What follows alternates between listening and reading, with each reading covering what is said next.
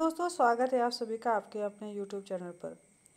आज हम लोग बीपीएससी के द्वारा जो सहायक शिक्षा विकास पदाधिकारी के 935 पोस्ट के लिए वैकेंसी आई थी, उसकी तैयारी कैसे करेंगे इस वीडियो में जानेंगे। देखिए, वैकेंसी जो आई थी उसका फॉर्म 30 सितंबर तक भरा जा चुका है और अब जो बिहार में इलेक्शन का लेने का जो प्रक्रिया वो जारी है, उसकी तैयारी चल रही है। तो अब आपके मन में एक सवाल उठता है कि क्या इलेक्शन के बाद तुरंत एग्ज़ाम ले लिया जाएगा या फिर आपको आपके पास 6 महीने साल भर का समय पर्याप्त है, अभी बचा हुआ है कि नहीं। तो बेसिकली मैं आपको इसके बारे में आपको बता देती हूँ कि एग्जामिनेशन जो है आपका, है ना, वो उसकी जो तैयारी है अपना आयोग अपने तरफ से कर रहा है। कहीं से भी कोई ये नहीं बैठ रहा है कि हाँ एग्ज़ाम आपका जो एग्ज़ाम है वो जो आपका इलेक्शन के बाद आपके पास 6 महीने साल भर बचेंगे। तो फिलहाल इतना जान लीजिए कि आपके पास बहुत अधिक समय नहीं है। हार्डली अगर हम बात करेंगे तो 2 से 3 महीने में आपका एग्जामिनेशन लेने की संभावना बन रही है और आयोग अपने लिए जो सेंटर है उसका सिलेक्शन करना स्टार्ट कर चुका है ना। और जो सेंटर कैपेसिटी है उसके बारे में आयोग ने लेटर भी अपना निकाल दिया है कि जिलावार जो है कितने कितने सेंटर बनेंगे, इस पर अपना काम वो आयोग कर रहा है। हम लोग जानेंगे यहाँ बेसिकली वीडियो में कि अगले 2-3 महीने में अगर एग्जामिनेशन होता है तो इसकी तैयारी हम करें कैसे।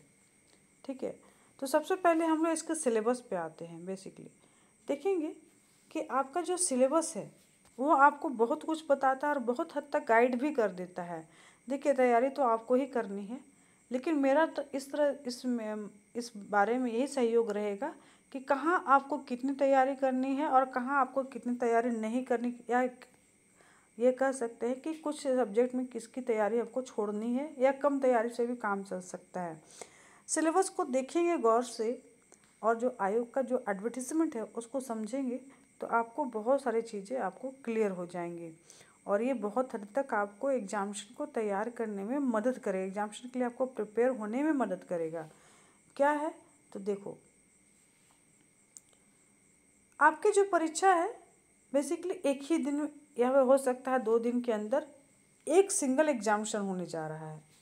हो सकता है कि आपको एक दिन में 2 सिटिंग अरेंजमेंट में आपको हो जाए एग्जाम, 2-3 सिटिंग में आपको एग्जामिनेशन हो जाए या 2 सिटिंग में हो जाए। एक बार में आपको जनरल लैंग्वेज का पेपर ले लिया जाएगा और एक सिटिंग में आपको जीएस और जो जीआई है, जी जनरल एप्टीट्यूड है, उसका एग्जामिनेशन ले लिया जाए। या फिर हो सकता है कि आपको 2 दिन भी एग्जामिनेशन हो सकता है।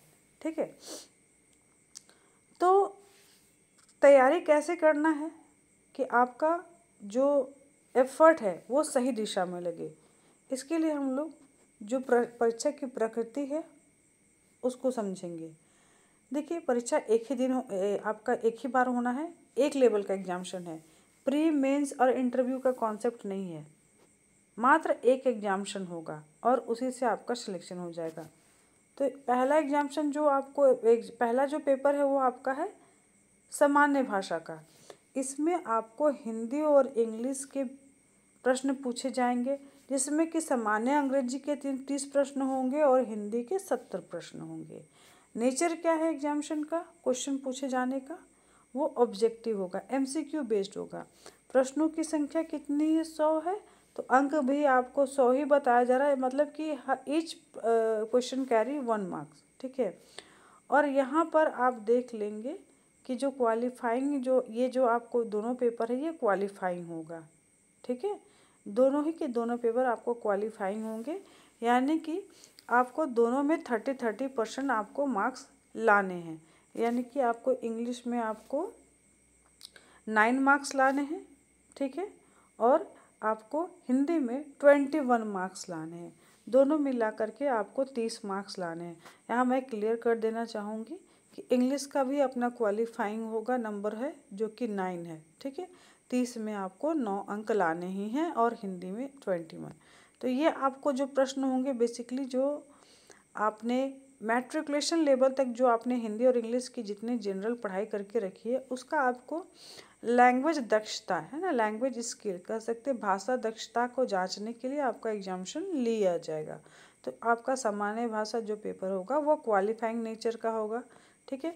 उसके बाद आप आएंगे जनरल स्टडी के लिए। जनरल स्टडी का जो क्वेश्चन पैटर्न होगा वो भी ऑब्जेक्टिव है। 100 मार्क्स का एग्जामिनेशन लिया जाएगा, ठीक है, और उसके लिए भी 100 नंबर निर्धारित हैं। समय की मात्रा होगी जो वो आपकी अवधि होगी वो 2 घंटे की होगी, यानी कि 2 घंटे में आपको 100 अंक के 100 प्रश्न, टोटल आपको 100 अंक के प्रश्न का हल करना है और हर प्रश्न जो है वो 1 मार्क्स का होगा। तीसरा जो आप देखेंगे तो आपको जनरल एप्टीट्यूड आ जाएगा, ये भी आपको ऑब्जेक्टिव नेचर के ही हैं। 100 प्रश्न होंगे 100 मार्क्स के, समय भी आपको 2 घंटे का है। चलिए अब हम लोग जानेंगे कि भाई आप इतना तो सब कुछ लिखा हुआ ही है पीडीएफ में, इसमें महत्वपूर्ण चीज़ क्या है जो आपको आगे मदद करेगा। इसके पहले हम लोग ये चीज़ यहाँ पे देख लेंगे कि ये जो है ये नेगेटिव मार्किंग वाला एग्जामिनेशन है। 1/3 नेगेटिव मार्किंग होगा। हिंदी और इंग्लिश को अगर देख लेंगे तो बस ये आपको न्यूनतम अर्हतांक प्राप्त कर लेना है और दोनों का ही जो अर्हतांक होगा वो अलग अलग है, यहाँ क्लियर लिख दिया गया है। अलग अलग न्यूनतम अंक प्राप्त होने पर ही आपको अन्य पत्रों का मूल्यांकन है। और इसमें अगर आप हिंदी और अंग्रेजी में न्यूनतम जो आपका मिनिमम मार्क्स है उसको ऑब्टेन नहीं करते हैं तो आपका पेपर सेकेंड और थर्ड जांच नहीं किया जाएगा। तो ये आपके लिए एक इम्पॉर्टेंट चीज़ फैक्ट था। तो आपको ध्यानपूर्वक हिंदी और इंग्लिश की तैयारी कर लेनी है, लेकिन उतनी भी ज़्यादा आपको सीरियस होकर यहाँ पे पढ़ने की आवश्यकता नहीं है, क्योंकि आपको अगर आप AEDU की तैयारी कर रहे हैं और आप जनरल ग्रेजुएट हैं तो भी आपको इंग्लिश की उतनी पकड़ तो ज़रूर होनी चाहिए ही। आप कुछ पैसेज दिए हुए हैं, है ना, उससे जो कुछ क्वेश्चन पूछे जाएंगे उसका आंसर कर पाओ, और थोड़ा बहुत है ना जो अपोजिट है, सिनोनिम्स है, और जो ग्रामर के पोर्शन है उसमें आपको थोड़ा बहुत आप प्रश्न जो भी MCQ लेवल के पूछे जाएंगे जो कि बेसिकली मैट्रिकुलेशन लेवल के होंगे तो आप उनको सॉल्व करने में सक्षम हो जाएंगे, हो सके। चलिए आगे बढ़ेंगे। जनरल स्टडी, तो जनरल स्टडी का पाठ्यक्रम हम लोग समझेंगे। आप देख पाते हैं यहाँ पाठ्यक्रम दिया हुआ है, ठीक है। ये क्या है, आपको सामान्य ज्ञान पढ़ना है, सामान्य विज्ञान पढ़ना है, राष्ट्रीय और अंतर्राष्ट्रीय महत्व की समसामयिक घटनाएं पढ़नी है, हिस्ट्री पढ़ना है, बिहार के इतिहास की प्रमुख विशेषताओं को पढ़ना है, भूगोल पढ़ना है, और बिहार के कुछ भौगोलिक प्रभाग यानी कि आपको बिहार की ज्योग्राफी पढ़नी है, बिहार की हिस्ट्री पढ़नी है, बिहार की इकोनॉमी पढ़नी है, और आज़ादी के बाद में बिहार की जो अर्थव्यवस्था में क्या परिवर्तन हुआ है वो पढ़ना है, भारत का राष्ट्रीय आंदोलन और उसमें बिहार का क्या योगदान है वो पढ़ना है। कुल मिला के आप देखेंगे तो मैं आपको इसमें क्लियरली कह दूंगी कि आप ये जो BPSC का जो PT का सिलेबस है उसको आपको पूरा पढ़ जाना है। कौन से पेपर के लिए, तो आपका GS पेपर के लिए। इसके बाद आएगा आपको जनरल एप्टीट्यूड।